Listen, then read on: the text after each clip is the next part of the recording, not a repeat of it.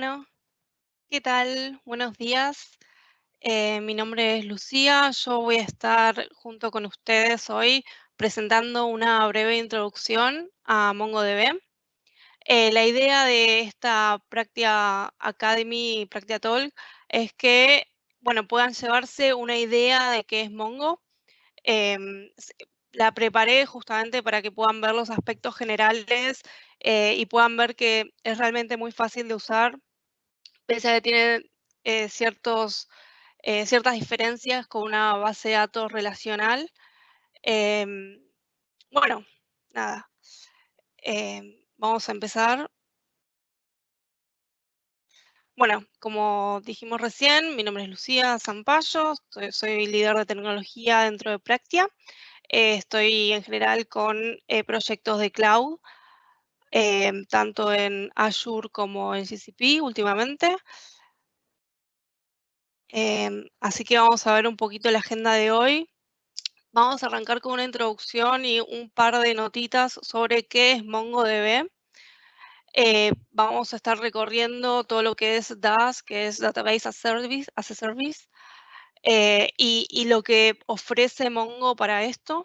Vamos a ver unos drivers, eh, vamos a ver aplicativos que da Mongo cuando instalas su versión on-premise. Vamos a ver un poco de la estructura, de cómo están compuestos los documentos. Vamos a repasar un par de notas sobre transacción y atomicidad.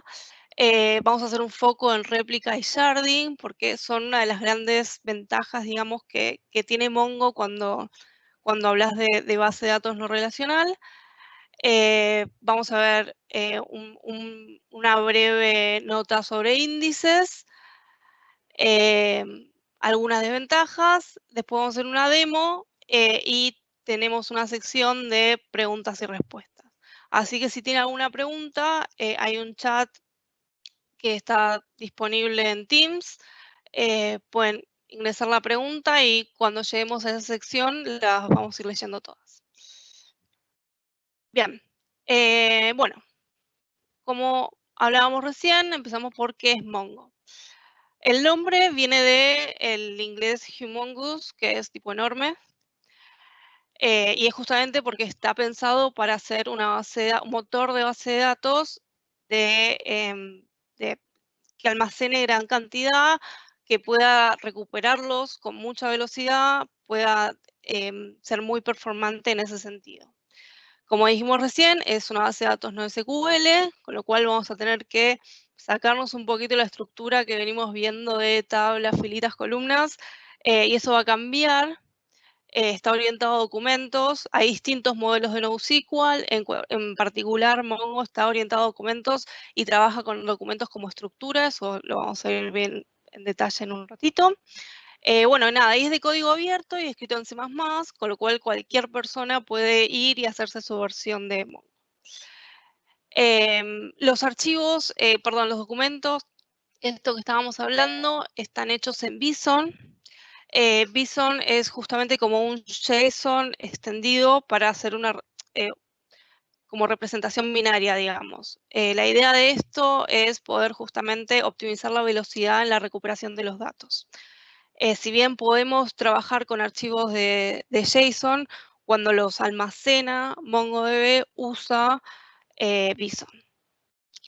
Bueno, después otro punto interesante es que, como hablábamos recién, tiene una licencia de General Public License y bueno, es posible adaptarlo a lo que nosotros necesitamos. Hay una versión, que es la versión Enterprise, que es la versión paga. Y esta versión tiene extras, digamos, que no tiene la versión open source. En general son herramientas de monitoreo, de automatización, administración, hay una integración con Kubernetes y hay más. Cabe destacar esto y también hay que decir que hay herramientas de monitoreo y automatización de la versión no open source. Lo que pasa que esas herramientas fueron hechas por desarrolladores que lo necesitaban, adaptado a las necesidades de esos desarrolladores, y no están mantenidas por Mongo. MongoDB cada vez que saca una versión de su base de datos, em, la mantiene, digamos, la seguriza y todas esas cosas. Cuando vos usás una herramienta de MongoDB Open Source, que está hecha por un desarrollador externo a lo que es Mongo, bueno, tenés siempre que ver exactamente en qué te estás metiendo, digamos, y si se adapta a lo que vos estás necesitando. Y bueno, como yo mencioné al principio, la escalabilidad y el carácter descentralizado hace que soporte estructuras distribuidas. Esto lo vamos a ver más cuando veamos réplica y sharding.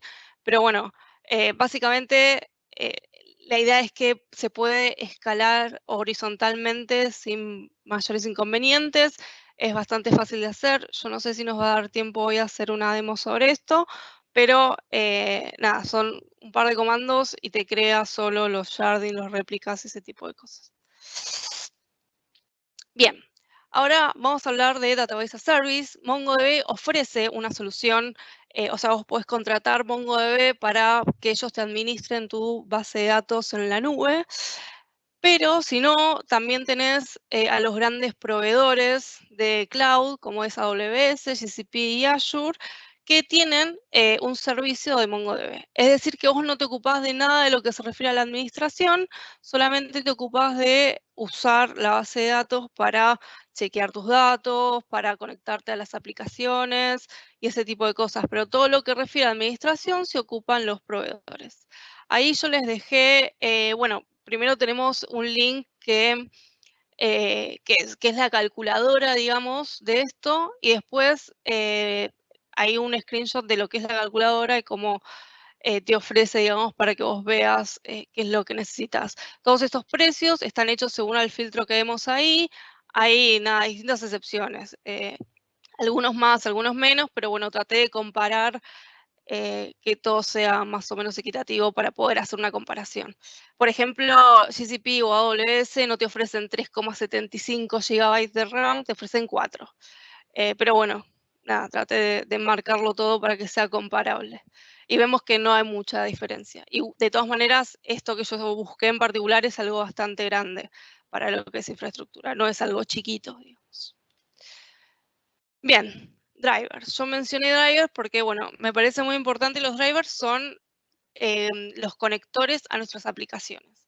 Es decir, que si yo tengo una aplicación hecha en alguna de estas tecnologías, MongoDB me ofrece esos drivers y que me los ofrezca Mongo quiere decir que son mantenidas, se les agregan nuevas funcionalidades cada tanto, recibe reporte de errores, o sea, si a mí me están dando mal por algo, yo puedo levantar un bug a Mongo que nada, lo van a chequear, no en el momento, pero bueno, van sacando distintas versiones, arreglando los errores que tengan. Después, bueno, también cada tanto agregan mejoras, agregan parches de seguridad dentro de esos drivers. Hay otros, supongo, yo la verdad que nunca lo sé que hay muchos, pero esos no son mantenidos por Mongo. Y eso siempre quiere decir que como no están mantenidos por Mongo, Mongo no se ocupa ni de segurizarlos, ni de agregarle nuevas funcionalidades, puede ser que sean viejos, ese tipo de cosas.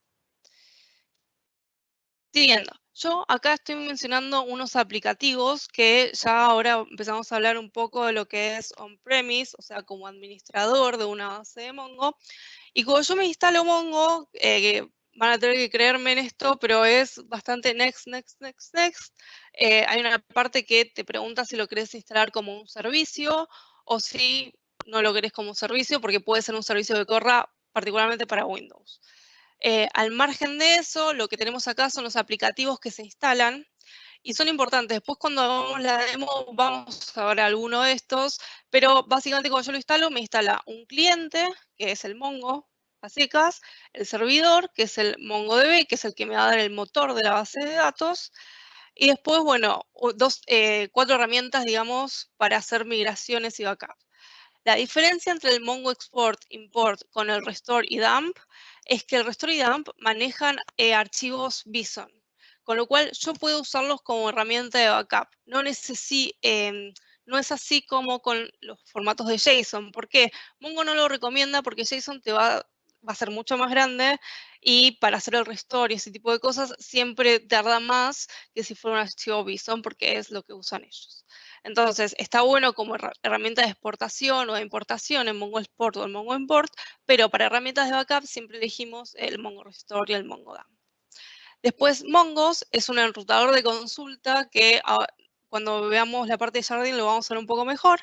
Y el MongoStat es, yo lo puedo ejecutar y me muestra las estadísticas.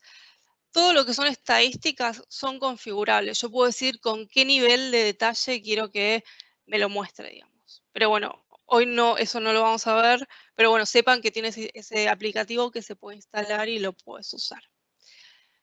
Bien. Ahora, para empezar a descontracturarnos y empezar a ver todo lo que es NoSQL, acá vamos a ver una pequeña comparación con lo que es SQL, ¿no? La primera tablita vemos la estructura de datos con la comparación entre MongoDB y SQL, ¿no? Los dos hablan de base de datos, ¿sí? Hasta ahí son iguales. Ahora, en MongoDB, en vez de tablas hay colecciones. Una colección es un archivo, es un conjunto, perdón, de documentos, ¿no? Los documentos serían como las filas, digamos, los registros de SQL. Y el campo sería la columna, ¿no? Que ya es el detalle. Debajo pueden ver cómo son algunas de las queries más usadas, digamos. El insert, el update y el remove. Y está también la comparativa siempre con SQL. Yo en SQL hago un insert into, el nombre de la tabla, le especifico las columnas y le doy los valores. Cuando hablamos de Mongo, no. Yo a Mongo le voy a decir cuál es la colección que yo voy a usar. En el ejemplo es la colección users. Y después le voy a decir cuál es cada uno de los campos y cuál es el valor que va a tener. El campo name va a tener el valor de Sue, el campo age va a tener el valor de 20 y el campo status va a tener el valor de A. Bien, si vemos el update, es muy similar, ¿no? El update, set where, que tenemos en SQL, y cómo se usa para Mongo. De hecho, la diferencia, digamos, o una de las más notorias, es el where. El where en Mongo siempre se pone antes que el resto, ¿sí? Siempre cuando veamos ahora en la demo algunos find y esas cositas, van a ver que a diferencia de SQL se pone antes. Bueno, y en este caso lo que va a hacer es greater than, esa significa la G y la T. 18 es mayor a 18, que es el mismo de where. Y bueno, va a setear el status en A. Multi significa, porque hay muchas opciones de update. Multi significa que lo va a updatear en todos los archivos que encuentren que coincidan con ese criterio de búsqueda. Si yo lo tuviera en false, actualizaría el primero que encontrara, ¿no? Y después, bueno, el remove, que sería como un delete from, y el status, el criterio, digamos, la query, digamos, de el criterio que va a usar. Cuando hablamos de base de datos relacionales y no relacionales, también tenemos que tomar en cuenta el uso que le vamos a dar a Mongo. Yo no puedo usar, por ejemplo, MongoDB cuando tengo, tengo elementos transaccionales. Después lo vamos a poder ver un poco más en profundidad. Pero yo tengo que tener en cuenta la forma en que va a actualizar esto. Y esto tiene que ver con la sentencia update que vimos recién.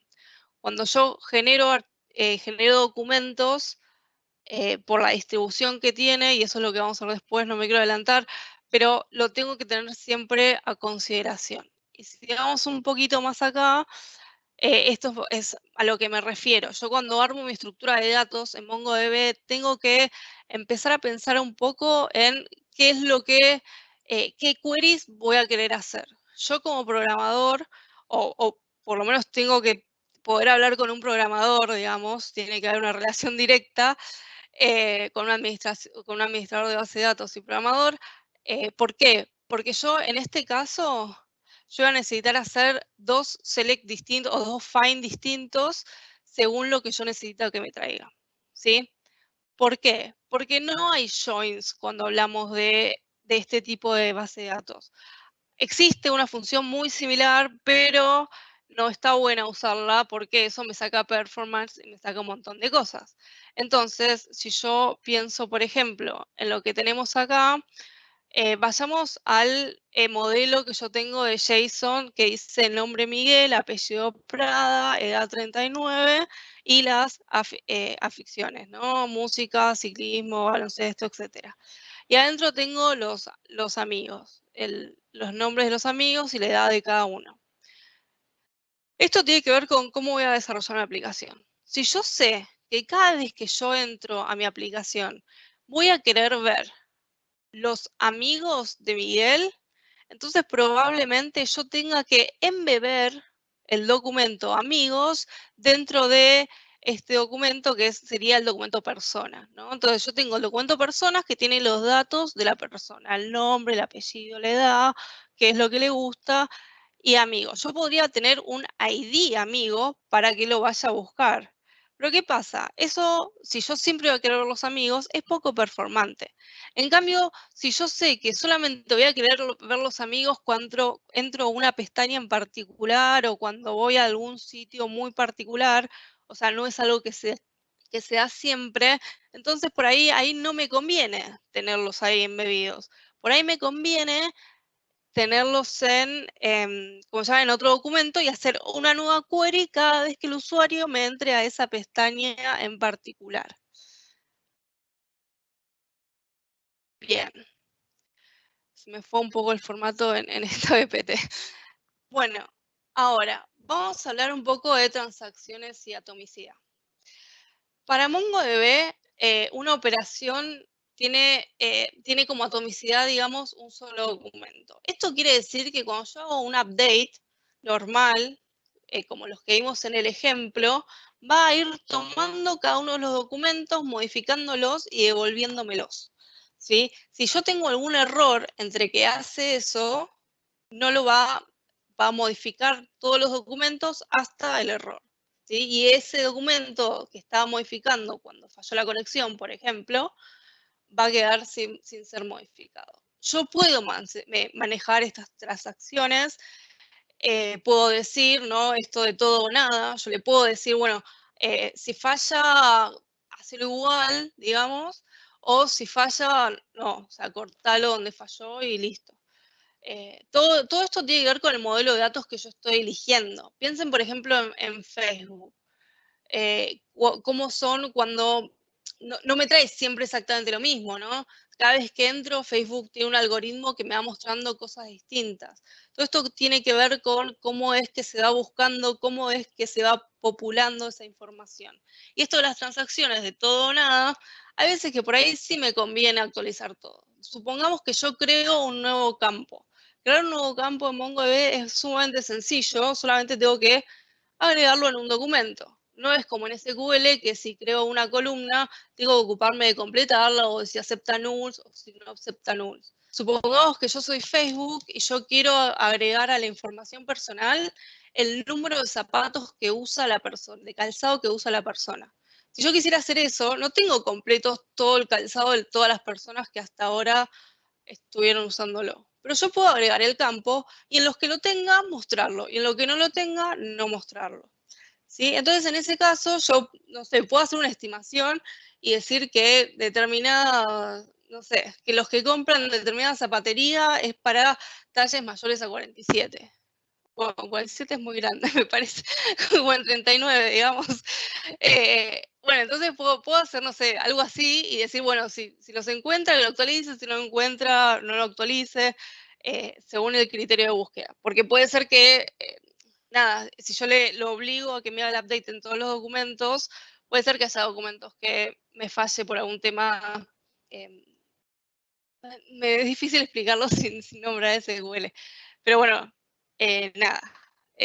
Quédense con esto de que yo puedo configurar si quiero que los documentos, la actualización de múltiples archivos sean atómicas o no sean atómicas. Estas son las versiones nuevas de todas maneras. Las versiones viejas de MongoDB no lo autorizaban y eran solamente por documentos la atomicidad. Esto también implica que yo puedo agregar toda mi colección o solamente un, un número de archivos determinados, ¿no? Yo puedo poner un límite tanto y que me actualice los archivos hasta un límite, ¿sí? Y que eso me lo tome como atómico. Bueno, después cuando se confirma la transacción, todos los cambios realizados, de datos realizados, se guardan y son visibles para la transacción, es decir, la transacción no confirmada, algunos de esos cambios. Bueno, es lo que hablábamos recién, ¿no? Si yo voy a aceptar que me actualice todos los datos o no me los actualice hasta que no se termine de popular, todo es configurable. Yo le puedo decir cada cuánto quiero que me lo actualice, puedo decirle, bueno, actualízame cada tantos registros, ese tipo de cosas. Bueno, esto ya lo vimos, así que vamos a pasar un poquito a la parte un poco más divertida. Bueno, cuando hablamos de MongoDB, hay dos cosas muy importantes, que es la parte de réplica y la parte de sharding. Cuando hablamos de réplica, hablamos de redundancia de datos y de disponibilidad, de alta disponibilidad de datos, ¿no? El high availability. Esto siempre se usa para, ¿cómo se dice? Es como una herramienta de respaldo por si alguno de mis datos se cae, de mis servidores, perdón, se cae, o tengo algún tipo de inconveniente de conexión, algo por el estilo. Esto me proporciona que haya siempre un servidor levantado. Como vemos acá, en la primera figura que dice Client, Application, Driver, Read, Write, esta es como la más tradicional, ¿no? Es el cluster con un primary y dos secondaries. Yo tengo mi aplicación, que es el Client Application, tengo un driver que me va a conectar con Mongo y me va a conectar directamente al primary, ¿sí? ¿Qué pasa si se me cae el primary? Si el lugar donde yo tenía mi primary se cayó, bueno, no, entonces los otros dos van a votar en base a los pulsos.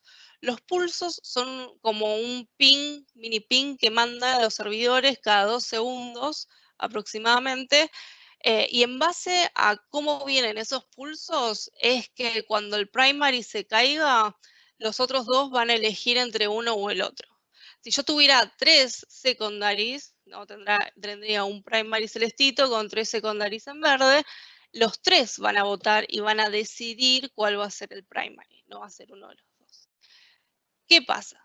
Por algún tema de datos de que yo no tengo exactamente lo mismo, por ejemplo, yo puedo nombrar a un secondary como árbitro para esto. Eso es la imagen del triangulito, ¿no? Que dice el arbiter, el secondary y primary. En esos casos, lo que yo voy a hacer, o sea, ese clúster, perdón, ese servidor que yo tengo como árbitro, lo único que va a hacer, no va a guardar datos y solamente se va a dedicar a decir cuál es el primary ahora, cuál es el primary después, digamos. Va a ver cómo vienen los servicios, cómo vienen los servidores, a ver cuál está mejor en el momento de que yo hago mi consulta y lo va a mandar a uno, y va a setear, digamos, el primary a uno o al otro. Para que, bueno, ¿cómo se llama? Para que un primary se caiga, tiene que estar fuera de disposición unos 12 segundos aproximadamente. Eso también siempre es configurable, ese tipo de cosas. Bien. Yo, por ejemplo, también puedo tener otro secondary, un tercero, que no lo use todo el tiempo. Yo lo puedo tener como backup solamente de algunas cosas, ¿no? Mi clúster puede tener replicaciones según lo que yo necesite. Yo puedo replicar determinada información en un lugar y determinada información en otro lugar. Em, bueno, esto también no tiene que ver con cuál yo quiero que esté disponible antes y cuál yo quiero que esté disponible después. Se entiende que si yo voy a setear así dos secondaries, no van a estar siempre en el mismo lugar, van a estar en distintos lugares, distintos, por ejemplo, ¿cómo se llama? Distintos racks o distintos, ay, no me sale la palabra, bueno, distintos lugares físicos o distintas redes, por lo menos. Bueno, esto ya está.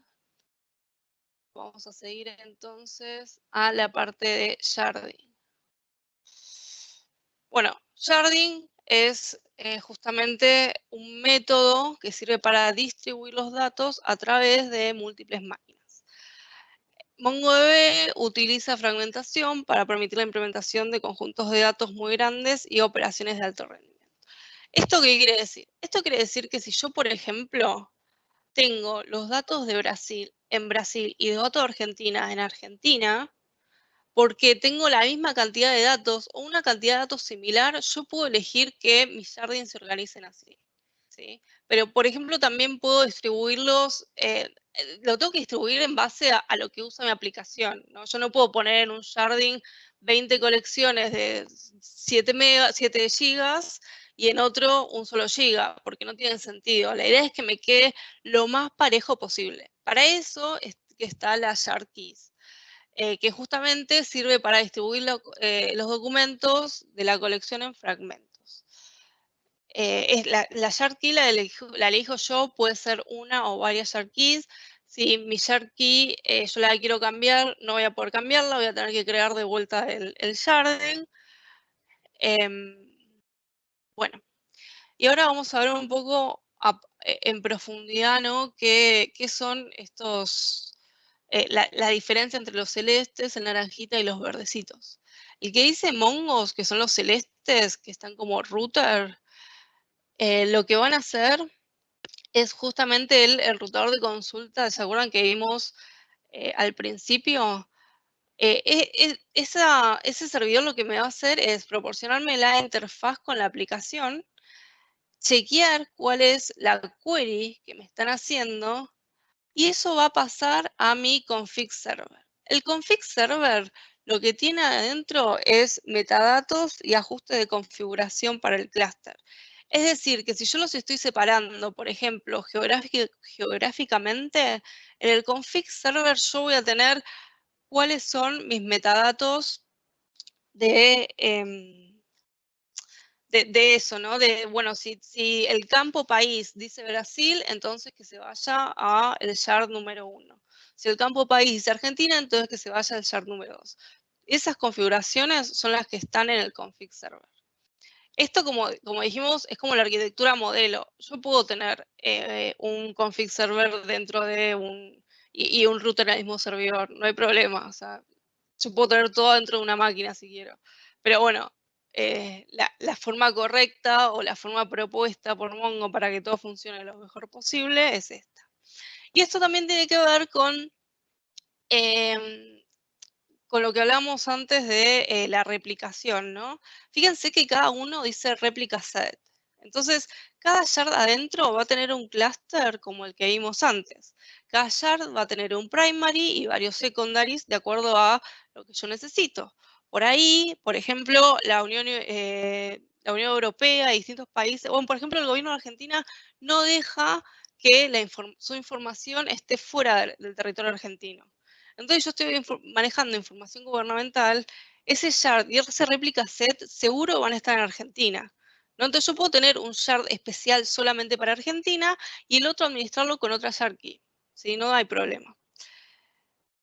Y bueno, eso me da que yo puedo escalarlo horizontalmente. Cuando uno habla de escalación horizontal, quiere decir escalarlo en múltiples computadoras más pequeñas, digamos, que una escalación vertical. Porque en una escalación vertical lo que estoy haciendo es, cuando tengo un límite de consumo, agrandando y agrandando y agrandando la misma máquina. Y a veces eso te genera un montón de problemas, ¿no? No solo que no tenés esto de un backup en caso de que se rompa la computadora o que haya un problema de conexión. Eh, bueno, esto de alta disponibilidad en general, ¿no? Lo que puedo hacer yo también acá es que, ¿se acuerdan que antes vimos que el réplica set tiene un primary que es el que siempre recibe las operaciones de escritura? Las de lectura yo las puedo direccionar a cualquiera de mis secondaries, pero las de escritura siempre, siempre, siempre van por el primary. con este modelo, teniendo varios sharding, yo puedo elegir a dónde, digamos, mandar operaciones parciales de lectura o escritura. ¿Por qué? Porque supónganse que yo digo que si se conectan de determinada locación física, vayan al jardín número 1, ¿no? Pero por ahí alguien que está en otra locación física, pero que también tiene acceso a esos datos, quiere verlo. Bueno, esa persona que está en otro jardín, porque la configuración lo va a mandar a otro jardín, va a tardar más en ver la información actualizada, ¿sí? Y esto siempre lo tengo que tener en cuenta cuando yo modelo mis datos y cuando hablo de un esquema de datos consistente con la aplicación que yo estoy usando. Yo no puedo usar esto, por ejemplo, en bancos. ¿Por qué? Porque los bancos se basan en transacciones. Yo estoy hablando de plata, no puede ser que yo vea más tarde que otra persona cuánto tengo en una cuenta, ¿no? Entonces, ese tipo de cosas también me van a indicar si yo puedo usar MongoDB o si yo no puedo usar MongoDB. Todo lo que sea muy transaccional, que el tiempo de actualización dependa de mi aplicación y de mi uso, tengo que seguir usando SQL y seguir usando base de datos transaccionales porque para eso están. Todo lo que no sea de SQL o algo así, pueden usar esto, ¿no? Es información que no depende del tiempo. De vuelta, como en el caso de Twitter, como en el caso de Facebook, si vos recibís una publicación 5 segundos antes, 5 segundos después, no pasa nada. Yo también le puedo modificar cada cuánto quiero que me replique. En el config server yo puedo decirle, bueno, teneme un delay de, no sé, 10 segundos en la réplica de tal jardín. Es todo administrable y eso está bueno porque, nada, depende de mis redes, depende de mi performance. Yo puedo elegir a dónde se popula, con qué velocidad se popula.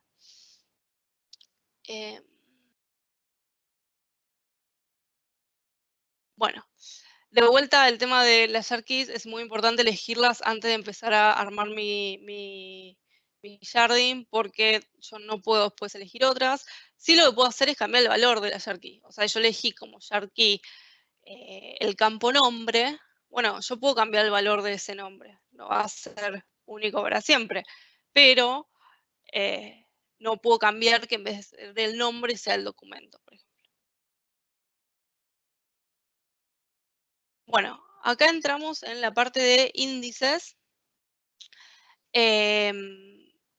Los índices son muy importantes, no solo para lo de Jardín que hablamos antes, que Jardín, que la key de Jardín es un tipo de índice, sino que son, como estamos hablando de base de datos no relacionales que están preparadas para muchos datos y muchos archivos distintos, ¿no? Porque como hablábamos antes, crear un archivo, o sea, yo puedo tener una colección llena de distintos documentos. Y los documentos pueden ninguno compartirme los mismos campos. Si yo tengo en la colección, no sé, ejemplo, un documento que tiene un DNI y tengo otro documento que tiene libreta cívica, bueno, si yo uso el campo DNI como índice, no me va a servir, porque hay muchos documentos que no lo van a tener.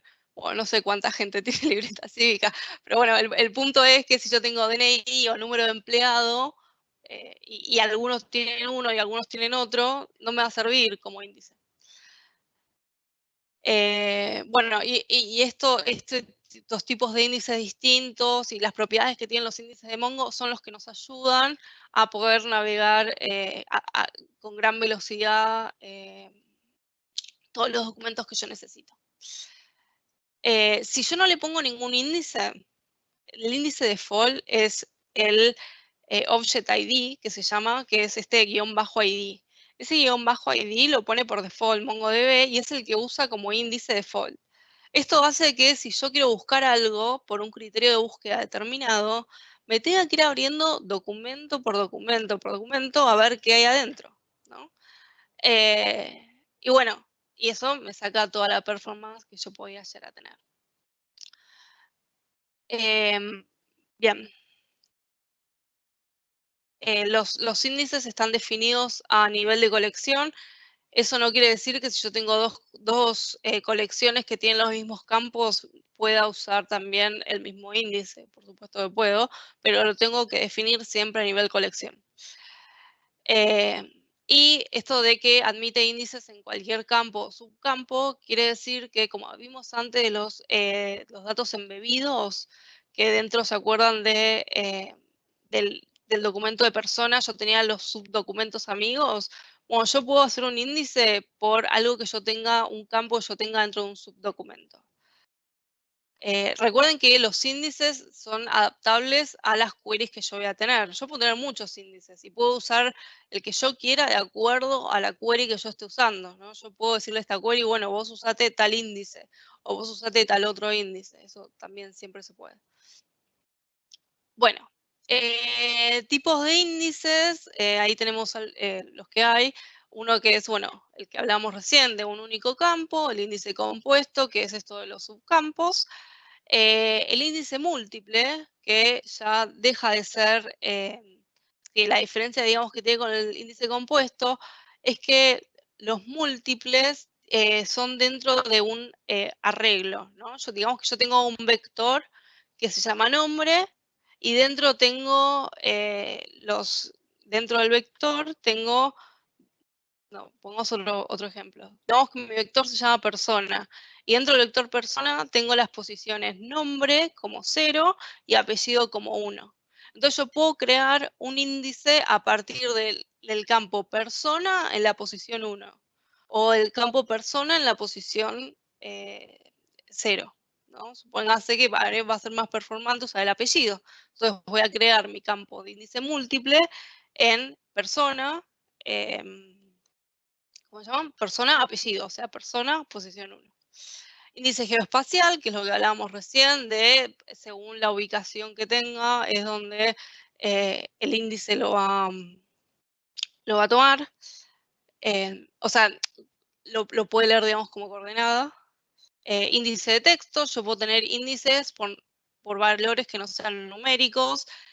Esto yo no, o sea, no sé cuán buen índice sería, esto del apellido recién que nombramos recién, me lo toma y no tiene ningún problema Mongo en aceptármelo, pero bueno, siempre va a ser un orden alfabético, así que nada, siempre es de vuelta, según el criterio de búsqueda. También si son colecciones muy chicas, por ahí no necesito crear un índice, por ahí con el que me alcance y me sobra. Y el último es el índice hash, que se basa en los algoritmos hash, que eso es cuando yo tengo datos muy distribuidos, que no puedo encontrar una query muy grande, que no puedo encontrar realmente un índice que me sirva. Bueno, por ahí un índice hash me ayuda con esto. Dentro de las propiedades de índices, vamos a ver 4, hay más, pero los que más importantes me parece son estos de que los índices tienen que ser valores únicos, ¿sí? Si yo tengo un índice, por ejemplo, como nombre, que hay muchas personas que se llaman Lucía, bueno, no me va a servir, no es un valor único. De hecho, creo que las nuevas versiones ni siquiera lo aceptan, porque no son valores únicos. Los índices parciales, como hablábamos antes, ¿no? Si yo tengo un índice por documentos, pero por número de documento, pero no todos mis documentos tienen el número de documento, entonces eso, bueno, va a ser un índice parcial, porque solamente me va a filtrar los que tienen documento. Por ahí me sirve, pero bueno.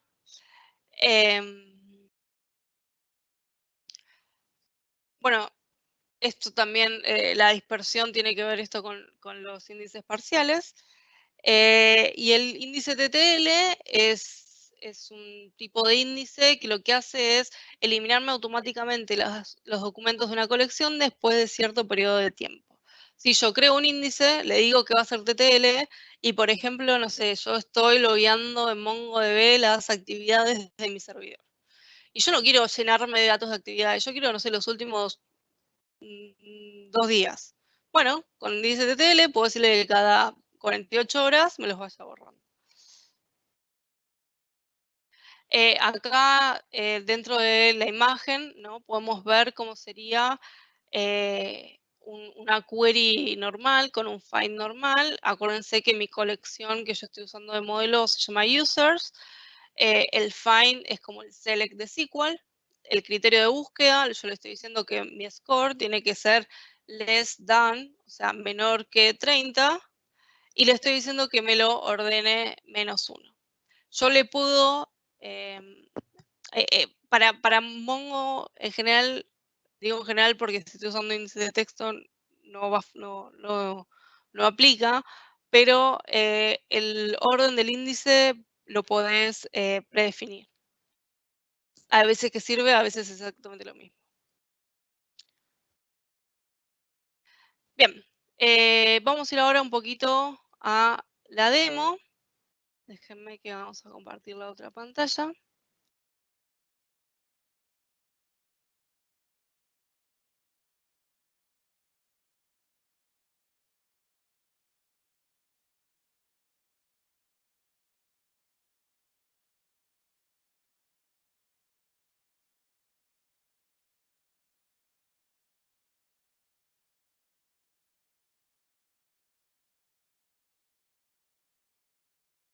Bien. Bueno, acá bien. Entonces yo tengo acá Mongo recién instalado. Y como hablamos antes, yo necesito primero iniciar mi servidor de Mongo, ¿no? Es como un SQL. Si yo no tengo el motor, nunca voy a poder usar el cliente. Entonces, para iniciarlo, primero me posiciono en la carpeta donde está guardado mi instalador, que yo la guardé en la carpeta default dentro de Program Files. Y ahí lo que tengo que hacer es abrir mi... ahí está. A ver qué le estoy pasando. MongoD, recuerdan que era el aplicativo del servidor, ¿sí? Le estoy diciendo que el puerto tiene que ser 2707, que es, en general es el default. Si yo no pusiera 2707, igual entraría al 2707. Y le estoy definiendo un path donde yo tengo mis datos, ¿sí? Si yo no pongo path, me usa uno, creo que me genera automáticamente dentro de la misma carpeta de server. Pero bueno, nada, yo tengo uno definido, así que le digo usa este. Ahí. Epa, oh, porque ya lo tenía corriendo. Vamos a cerrarlo. Y vamos a abrirlo de vuelta.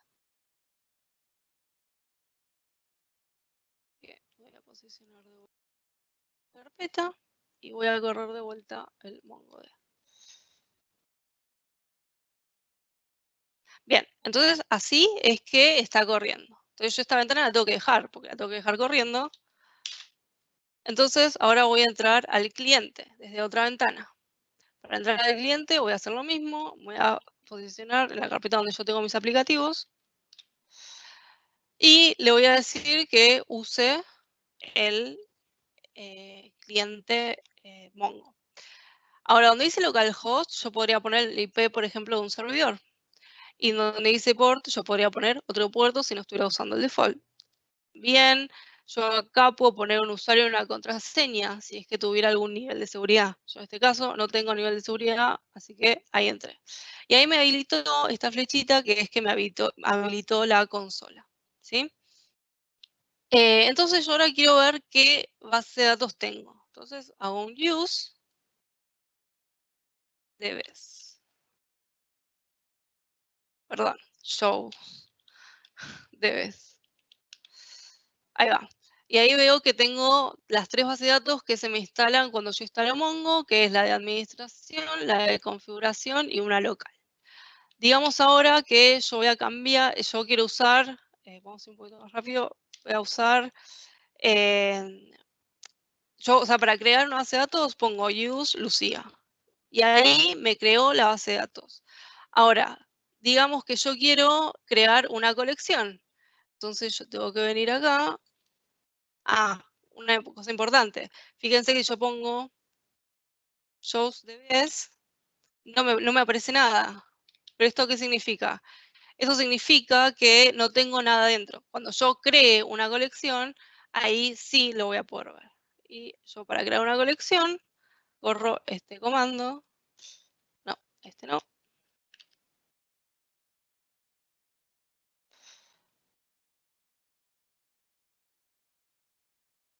Listo. Voy a trabar la compu. Ahí va. Entonces ahí voy a crear la colección test, ¿no? El 1 significa que lo pudo hacer bien. Si ahí apareciera un 0, significa que no lo pudo hacer. Entonces ahora yo sí voy a poner shows de vez. Y ahí sí me va a aparecer Lucía. ¿Qué pasa si yo creo una colección que se llame así? Pongo show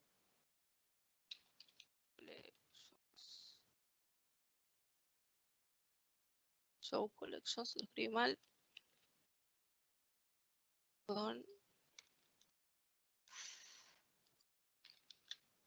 Ahora sí, ven que me creó dos, porque MongoDB es case sensitive. O sea que si yo hago una query desde mi aplicación y pongo mal el nombre de la colección, no me va a encontrar nada. Bien, ahora suponemos que yo quiero ingresar un nuevo, ¿cómo se llama? Un nuevo documento dentro de test. Es como crear un registro en SQL. Entonces le digo que la colección se llama test y que quiero hacer un insert de un documento que solamente tiene el campo name. Entonces, y el valor es XXX. Uy. De vuelta, el 1 no significa que ingresó 1, significa que lo pudo hacer bien. Y si yo vengo acá y hago un find en lo que tengo, me va a mostrar mi documento. Acuérdense que este ID es uno que pone por default, que es el Object ID. El Object ID es lo que crea y el valor del campo real es esto que dice acá. Ahora, yo tengo preparado un archivo JSON que, a ver si lo puedo mostrar acá. Ahí está. Que si lo ven, es, nada, lo copié de una página web. Pero bueno, nada, es un archivo JSON normal que van a ver que tiene todo lo que son los campitos con su valor correspondiente.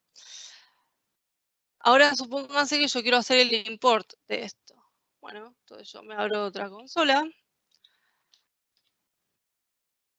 y hago el import que, bueno, primero de vuelta me tengo que posicionar en la carpeta donde tengo los aplicativos y ahí te va a hacer el import. Acá tengo el import db, o sea, la base de datos que voy a usar es Lucía. Si no la encuentra, me la crea. La colección va a ser hola. De vuelta, no me la va a encontrar, me la va a crear. Y este es el nombre del file. Y ahí me dice que importó dos documentos. Bien. Ahora, ¿qué pasa si yo los quiero ver? Mi colección se llama hola. Se ve horrible, ¿no? O sea, digamos la verdad, yo no entiendo nada. Dejó de tener el formato que me gustaba. Entonces yo puedo agregarle este pretty y me lo va a mostrar más bonito, ¿sí? Yo ahí lo voy a poder ver mejor. También puedo poner un limit, ¿no? Como en SQL, y le puedo decir que me traiga solamente uno, ¿no? Ah, perdón. Este no es. Copié mal el... Bueno, es lo mismo que antes, ¿no? Es igual que el pretty, pero se le agrega punto limit 1. Y ven que ahí me trajo solamente uno, me trajo el que quiso, porque yo no le di ningún criterio de búsqueda. Ahora, vamos a ingresar en la colección que teníamos antes, la que se llamaba test, varios valores simultáneos. Para hacer eso, yo voy a usar un for y voy a ingresar 24 valores, ¿no? De 1 a 25, con un número que va a ir variando según el número que le dé ahí. Entonces ahora voy a hago esto y termino porque ya se me está pasando el tiempo. Pero bueno, nada, me parece, está bueno que vean cómo funciona. Para hacer las queries hay que acostumbrarse. Bien, ahí me ingresó todos los que yo puse. Recuerden que name xxx fue el primero que creé. Y ahí sí, si yo quiero hacer un find con un criterio de búsqueda, en este caso, x igual a 1, tiki, no me encontró nada porque no hay nada que se llame x. Así que vamos a poner el NRO. Bien, y ahí me trajo el documento este que dice NRO. Bien, ahora yo quiero borrar la base de datos. directamente hago use Lucía de drop database. Ya está. Él me dijo que lo puedo borrar. Así que bueno, eso es todo. Vamos a ver si hubo alguna preguntita.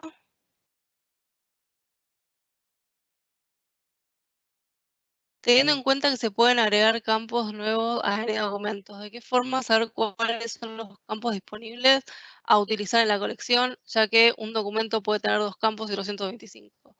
De no saberlo, ¿podría crear un campo calzado y el otro zapato? Sí, claro. O sea, si vos querés saber, o sea, si vos antes de crear tu campo nuevo, tendrías que ver si hay otro campo creado. Bueno, vos puedes hacer un find por ese campo, no te va a tirar error, directamente no te va a devolver ningún documento. Entonces yo hago un find por calzado, significa que no tengo ningún archivo con ese nombre. Perdón, ningún documento que tenga el campo calzado, ¿sí? Nada, entonces lo creo. Pero si me devuelve algún valor, cuando lo hago cuando filtro por calzado, entonces, bueno, puedo crear el otro que sea zapato. Bien, no sé si tiene alguna otra duda, consulta. Si no, eso es todo. Yo les puedo mostrar también mientras. A ver si me lo inicializa rápidamente. Hay algo que se llama el Mongo Compass Community, que es un aplicativo gratuito, que lo que sirve es justamente, bueno, se lo muestro así, lo voy a ver un poquito. Nada, si yo pongo acá localhost,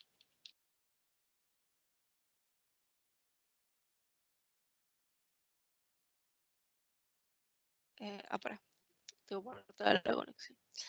Nada, pongo de vuelta la conexión string que vimos al principio, me va a conectar a ahí, yo puedo hacer las queries ahí, tiene más colorcito y más buena onda. Eh, Así que bueno, nada, eso es todo. Cualquier duda, pregunta, me avisan y si no, muchísimas gracias por haber participado y espero que se lleven un lindo recuerdo de MongoDB y les interese aprender más. Dicho sea de paso, hay un evento de Mongo gratuito y online en junio. Creo que son días 9 y 10. En la página oficial de Mongo lo pueden ver, está anunciado por todos lados. Así que nada, si les interesa, pueden entrar a la página de Mongo, anotarse y van a recibir el link para poder participar. También los invito a que si quieren puedan quedarse en las nuevas Practica Talk que va a haber todo mayo y junio. Así que bueno, muchas gracias.